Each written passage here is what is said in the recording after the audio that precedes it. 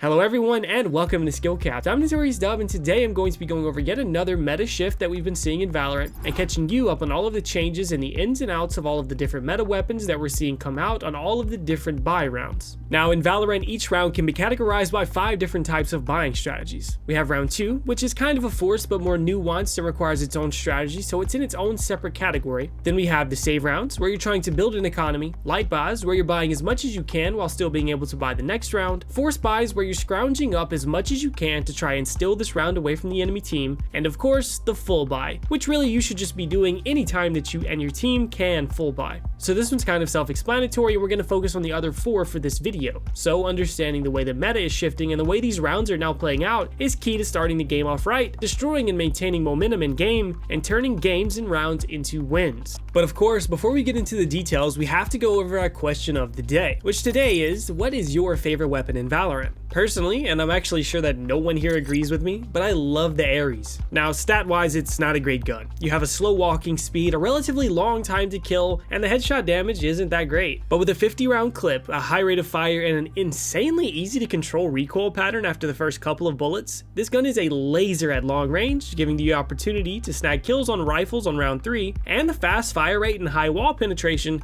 makes picking up kills on enemies sprinting with SMGs and pistols much easier to kill because you're going to tag them and then all of the walls that they tried to run behind are going to be able to be pinned through like butter. But don't take this as a recommendation. In theory, the Ares kind of sucks. It's just my personal favorite, but I want to know what your favorite gun is in Valorant. So let me know in the comments down below. Alright, so starting off the buy rounds, we have round 2, which is by far the round that I get the most questions about because it's being played wrong by people from Iron all the way to Immortal, with everyone having their own take and sticking in their own strategies without realizing what actually gives them the highest percent chance to win that round and win the game. So round 2 has 2 different ways of playing it out for your buy strategies, and that heavily depends on whether you won or lost the pistol round, which was the round right before. So let's start with winning pistol round. Alright, so you won pistol round and you're sitting on around 3,000 credits, with plus 200 for every kill and plus 300 if your team planted the bomb. Now here you have to think of this round like a force buy. You don't quite have enough money to buy fully this round, but you're going to be forcing up as best you can to secure the round. The only exception here is if you're looking to buy an operator in the next round. Then and only then you stay with a pistol. You can let your team drop you if you need to, but just make sure you have around 2,400 credits in the bank, so when you win the round you can force up with your operator light armor with 5,400 credits in the next round. And for the rest of the team, the most popular buy right now is the Spectre. This is because it boasts very good run and gun accuracy, just like all of the SMGs in Valorant, a decent medium range recoil pattern, and the fact that its biggest competitor was just hit with a nerf. But in all honesty, its biggest competitor, the Stinger, fell out of the meta because it just doesn't feel the same after the nerf. But with the feel aside, by the stats, the Stinger is still leaps and bounds better than the Spectre, and the Spectre should honestly only be picked up by run and gun abusers that just can't control the Stinger. Once we get back to being used to the way the Stinger works, it should fall back into the meta, and the reason is this. From 0 to 20 meters, the only advantage that the Spectre has is that the headshot damage allows for 2 hits to kill to the head versus the Stinger's 3 hits to kill to the head. The Spectre's time to kills against full armor targets are 0.375 seconds at closer than 20 meters and 0.45 seconds at ranges farther than 20 meters, while the Stinger has a 0.31 second time to kill at all ranges, making it a 0.06 and 0.14 second faster time to kill, respectively. And on this round, you also have to keep in mind that you're either going to be facing shotguns at the close range or sheriffs at the long range, which makes the long range capability of the Spectre even more obsolete because it should lose those long range fights versus a deagle anyways. This just means that you're going to be pushing those close range engagements, looking to sprint out around the corners and spray as many bullets as you can as fast as possible, which is what the Stinger excels at. But aside from that standard buy, there are 2 things that the pros are doing that the ranked environment just hasn't caught up to yet, and that's the buying of Bulldogs and then Vandal or Phantom on round 2. Now the Bulldog is so great on round 2 because it has the perfect damage thresholds. It's a 1 shot to the head on unarmored targets in case the enemy doesn't force, and it takes 1 shot to the body and 1 shot to the head to kill a fully armored target, making it pretty effective anyway. Combine that with the burst fire's long range accuracy, and the Bulldog really becomes one of the most deadly weapons in the entire game. And these Bulldog purchases are one huge reason that pro games rarely lose on round 2, where ranked teams are just consistently throwing this round that they should be winning. And then there's the Phantom and Vandal buy. Odds are that someone on your team has the money for a rifle, light armor, and a couple of pieces pieces of utility. In pro play, we're consistently seeing that person buy a rifle and playing back to support his team, and making sure to secure the round without risking losing that rifle to the other team. This way, your team has a rifle that your team doesn't have to force up in the next round to help try and steal that round away from the enemies when they are full buy. And not to mention, that person can still snag a full buy on the following round if they lose it because that person didn't have to buy that phantom on the round previous. And in the grand scheme of things, it's really not a risk if you're staying with your team. It's only risky if you go off and feed the rifle to the enemy team, and in turn, that rifle purchase will make rounds 3 and 4 much more difficult for the enemy team to play against if you manage to keep it, which odds are you should be able to. But I know that's a ton of information just for winning pistol round, but it's because it's the most complicated round in the game and the most theory has gone into it. But it gets much simpler from here. Now, if you lost pistol, you have two options. You can force buy or save round. And at this point, you have 1900 or more credits depending on plants and kills. And because you're going up against submachine guns, full armor is more effective on this round than any, meaning you only really have enough for full armor and stinger if you get the plant down or if you get a kill,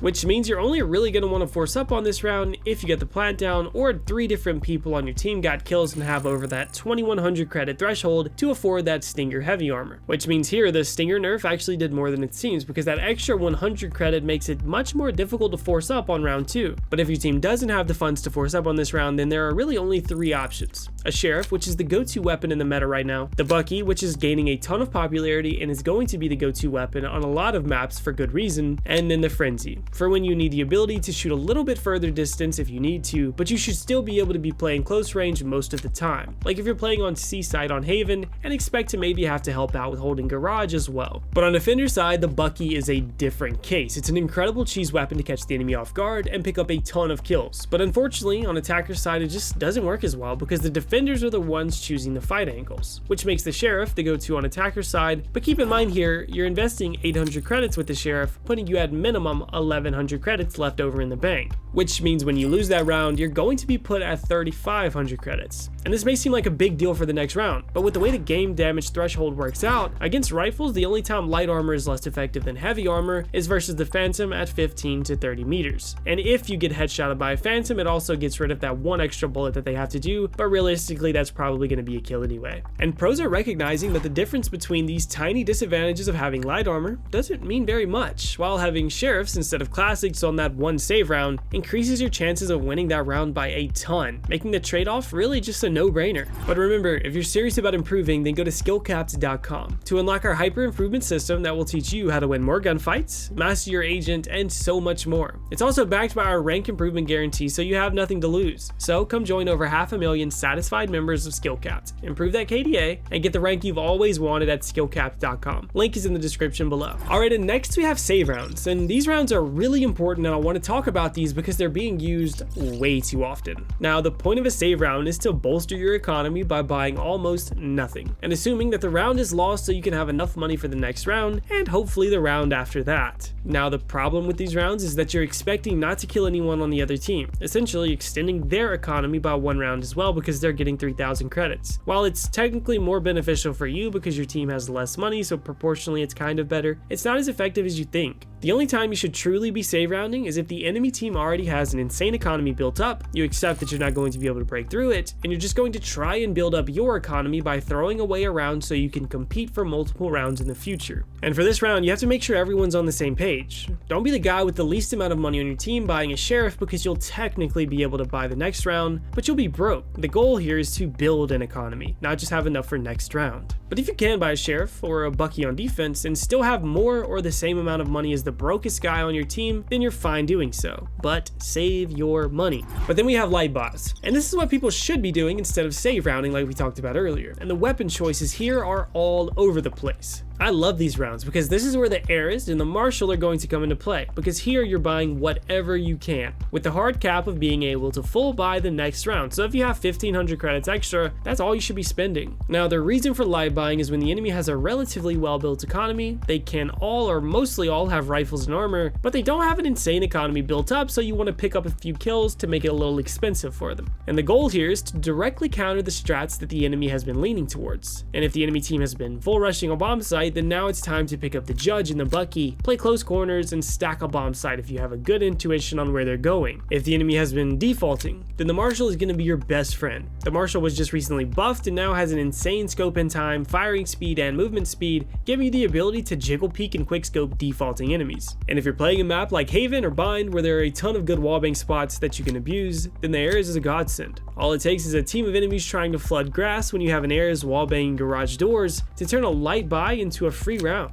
But the light buy is the time to experiment. Think about what the enemy's pattern has been and what weapon would be the best fit to countering it within your budget. Pick up a little armor if you can, and cross your fingers. And finally, we have the force buys, which are rounds that the pros are doing correctly but are incredibly important to picking up more wins in your games. They're underused and they're the effective strategies for shifting the momentum of a game, and it only takes a little bit of effort. Now, force buys are so underused because after you lose a round, your team looks at their money, and if they can't full buy, they just tell their team to save automatically, but the enemy's money is what you should be looking at. This is because 2100 credits, Stinger and full armor, is the same as effective as, say, 3200 credits, because the enemy still can't get a rifle with armor with that amount of money, and we've already established the Stinger as the stat for stat best weapon on a budget. So the best thing the enemy has over you is a little bit more utility than you, and this actually comes up way more often than you think. When the enemy full buys and doesn't have enough money left in the bank, for every person that dies in that round, they are unable to buy the next round, because 3000 credits for winning the round isn't enough to support your economy. This is one of the reasons that games become one-sided so fast, because people are too quick to stop fighting for momentum of a game, when having a slightly worse buy than the enemy team isn't all that bad, because giving them a full round and 3000 credits on top of it is a death sentence, so in comparison, it's a pretty good option to just force buy it out. This is why the Bulldog is so underused in my opinion, because people just aren't force buying enough. There are tons of times where you lose a round, but you can still afford a Bulldog and light armor, and then the enemy still can't afford a Vandal and heavy armor on all of their teammates, and this is the perfect time to force buy. You might be at a slight disadvantage in the round, but mostly it's just still going to come down to skill in that round. But forfeiting the round and giving the enemy more money than you would be getting for losing the round is even worse, so you might as well just force buy it, pick up your Bulldog, and hope that you hit your headshots. But remember, if you want to improve, win more gunfights, and get the rank you have always wanted, then check out SkillCapped.com. Link is in the description below. But all in all, it seems like we're not using the weapon pool in Valorant to its fullest potential. After all, there are a ton of weapons for almost every different scenario you'll find yourself in. So let me know in the comments down below, what do you think is the most underused weapon in Valorant? And while you're down there, make sure to hit that subscribe button and turn those notification bells on, because we here at SkillCapped have a ton more comprehensive premium guides coming your way that you're going to want to stay up to date with so you can stay ahead of the pack. And as always, I want to thank you for spending this little bit of your day with us. And I'm Notorious Dub, signing off.